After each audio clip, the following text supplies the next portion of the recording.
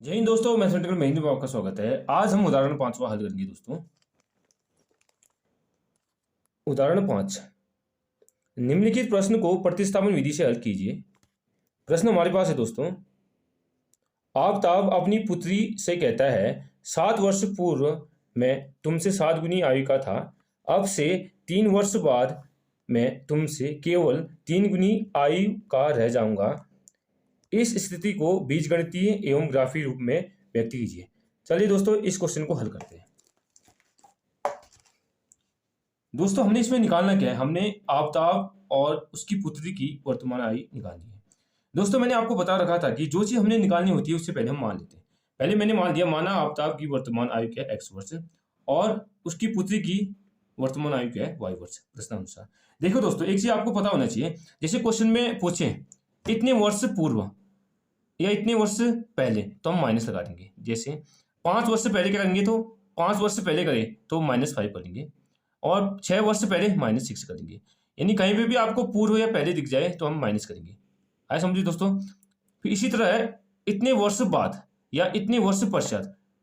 अगर हमको क्वेश्चन में बोल रहा होगा तो ऐसा, तो हम सीधे क्या करेंगे, प्लस करेंगे। यानी 5 वर्ष पश्चात यानी +5 करेंगे। 5 वर्ष बाद +5, 6 वर्ष बाद +6, 6 वर्ष पश्चात +6। दोस्तों, ये आपको पता होना चाहिए। चलिए दोस्तों, आप क्वेश्चन को करते हैं। देखो दोस्तों, पहली शर्त हमसे क्या बोली, पहली स्टेटमेंट क्या बोला उसको देख लेते हैं। चलिए दोस्तों यहाँ पहली स्टेटमेंट बोल रहा है हमसे कि आफताब अपनी पुत्री से कहता है, 7 वर्ष पूर्व में तुमसे 7 गुनी आयु का था। यानी 7 वर्ष पूर्व, यानी आफताब है, मैंने आफताब की वर्तमान आयु क्या मानी, x। आफताब कहता है किससे, अपनी पुत्री से कहता है, अपनी पुत्री से कहता है। आफताब अपनी पुत्री से कहता है कि 7 साल पहले मैं तुमसे 7 गुनी आयु का था।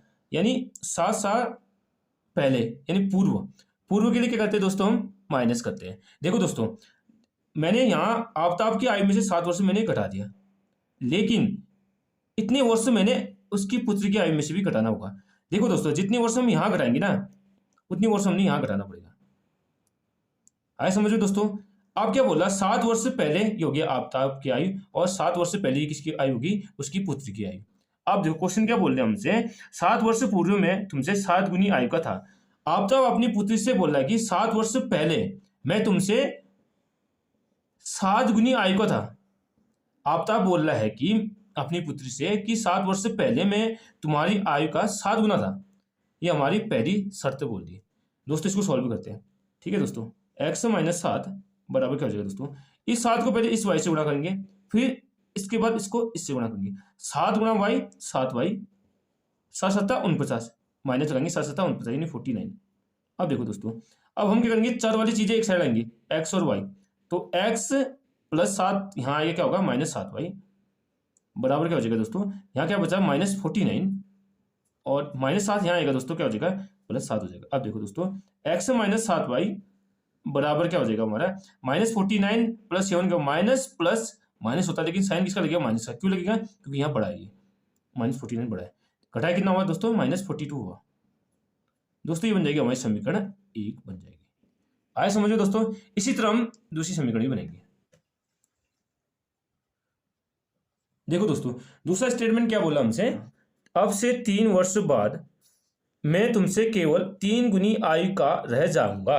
3 वर्ष बाद, दोस्तों मैंने आपको लिखा रखा था कि 3 वर्ष बाद, वर्ष पश्चात के क्या करते हैं, हम प्लस करते हैं। यानी क्या कह रहा है, आफताब बोला अपनी लड़की से, बोला 3 वर्ष बाद। 3 वर्ष बाद के लिए क्या होगा, आफताब बोला, यानी एक्स, आफताब की आयु क्या है, आफताब की वर्तमान आयु है x। वो अपनी पुत्री से बोल रहा है, अपनी, ये आफताब है या इसकी पुत्री। आफताब अपनी पुत्री से बोल रहा है कि 3 वर्ष बाद के लिए क्या लगाएंगे, प्लस लगाएंगे। यानी जितनी आयु हम इसमें बढ़ा रहे हैं ना आफताब में, उतनी आयु हमने उसकी पुत्री में भी बढ़ाना पड़ेगा। यानी 3 वर्ष बाद आफताब की आयु क्या होगी, x + 3, और 3 वर्ष बाद उसकी पुत्री की आयु क्या होगी, y + 3। अब देखो दोस्तों, क्या बोल रहा है, 3 वर्ष बाद मैं तुम्हारी आयु का 3 गुना हो जाऊंगा। यानी आफ्ताब बोल रहा है मैं तुम्हारी आफ्ताब अपनी पुत्री से बोल रहा है मैं तुम्हारी आयु का 3 गुना रह जाऊंगा, यानी गुणा 3 कर देंगे। आफ्ताब हो जाएगा अपनी पुत्री के आयु के 3 गुना हो जाएगा कब? 3 साल बाद। ये बोल रहा है दोस्तों। आए समझ में दोस्तों? कुछ टफ नहीं है। चलिए दोस्तों इसको सॉल्व करते हैं। देखो दोस्तों हम कैसे सॉल्व करेंगे इसको। हम क्या करेंगे दोस्तों, पहले x + 3 बराबर क्या करेंगे दोस्तों, इस 3 को पहले y से गुणा करेंगे, फिर इसको 3 से गुणाएंगे। 3 गुणा y 3y प्लस 3 3 9। अब हम चर वाली चीजें एक साइड लेंगे। यहाँ क्या है दोस्तों, x + 3y यहाँ आएगा दोस्तों -3y हो जाएगा। -3y बराबर क्या हो जाएगा, ये 9 यहाँ बचा, 9 + 3 यहाँ आएगा -3 हो जाएगा। तो x - 3y बराबर क्या हो जाएगा दोस्तों, 9 में से 3 घटाए 6। ये बन जाएगी दोस्तों हमारी समीकरण 2। अब दोस्तों हमसे वो बोल रहा है कि समीकरण 1 और 2 को क्या करना, हमने प्रतिस्थापन विधि से हल करना है। जिस विधि से बोले हमें उसी विधि से हल करना पड़ेगा। हम यहाँ पे बिल्कुल विधि से हल नहीं करेंगे दोस्तों। चलिए दोस्तों आप इन दोनों को हम प्रतिस्थापन विधि से हल करते हैं। दोस्तों अब हम इन दोनों समीकरणों को प्रतिस्थापन विधि से हल करेंगे। दोस्तों हम प्रतिस्थापन विधि में करते क्या है, हम प्रतिस्थापन विधि में कोई भी एक समीकरण लेते हैं। जैसे मैंने ली समीकरण 1, समीकरण 1 से हाँ क्या है दोस्तों, एक x - 7y बराबर क्या है -42। दोस्तों हम क्या करते हैं, इसमें एक चर को दूसरे चर के पदों में लिखते हैं, यानी इस साइड हम एक चर और इस साइड दूसरा चर लिखेंगे। तो x बराबर क्या हो जाएगा दोस्तों, -7y यहाँ जाएगा क्या होगा +7y, -42 + 7y। ये हो गया दोस्तों हमें समीकरण 3। अब हम दोस्तों समीकरण 3 से x का मान समीकरण 2 में रखते हैं। समीकरण 3 से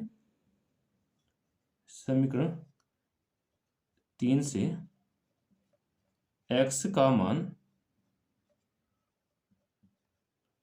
समीकरण 2 में रखने पर, समीकरण 2 में रखने पर, चलिए दोस्तों 2 में रखते हैं। हाँ देखो दोस्तों 2 क्या हमारी 2 को लिख दिया, x - 3y बराबर 6। ये x का मान यहाँ रखना हमने। x की जगह रखेंगे दोस्तों हम -42 + 7y। देखा हमने -42 + 7y -3y बराबर क्या है 6 है।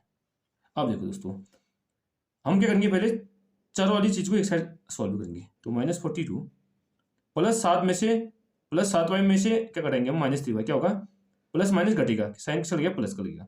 तो 7y में से 3y घटाया कितना हुआ +4y हुआ, 4y बराबर 6। अब क्या करेंगे दोस्तों, हम इस अचर को यहाँ लाएंगे, यानी 4y बराबर क्या हो जाएगा हमारा 6। ये -42 यहाँ आएगा दोस्तों, क्या होगा इक्वल के +42 होगा।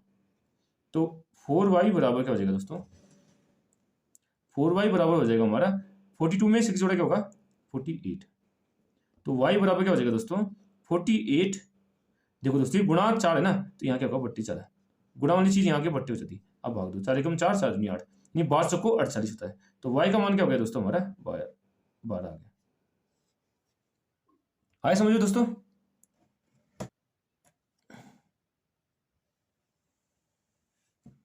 y, अब y का मान कहाँ रखेंगे दोस्तों, हम समीकरण 3 में रखेंगे। y का मान समीकरण 3 में रखनी है। दोस्तों हमने 3 में क्यों रखा है, क्योंकि हमने x का मान निकालना है। चलो देखो दोस्तों समीकरण 3 क्या है दोस्तों, x बराबर क्या है -42 + 7y। तो x बराबर क्या हो जाएगा, y कितना है 12 है, तो -42 + 7, y की जगह क्या रखेंगे हम 12 रखेंगे। तो x बराबर क्या हो जाएगा दोस्तों -42 12 सत्ते 84, यानी 84 हो जाएगा। तो x बराबर क्या हो जाएगा दोस्तों, माइनस प्लस माइनस का, ठीक है, लेकिन साइन से लगेगा प्लस का, क्यों लगेगा क्योंकि ये बड़ा है। 84 में से 42 घटाया कितना होता है दोस्तों, 4 में से 2 घटाए 2, और 8 में से 4 घटाए 4, यानी x कितना आ गया हमारा 42 आ गया। अब क्या करेंगे, डियर फोर x6 को मानता मैंने आफ्ताब, यानी आफ्ताब की वर्तमान आयु क्या आ गई दोस्तों,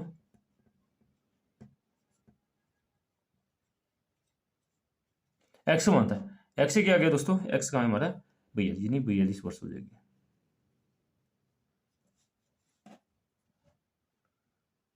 और पुत्री की वर्तमान आयु, पुत्री की वर्तमान आयु यानी किसकी पुत्री, आफ्ताब की। क्या मान था मैंने, वाई वर्ष। वाई कितना निकल गया दोस्तों, 12 वर्ष। दोस्तों ये हो जाएगा हमारा आंसर हो जाएगा।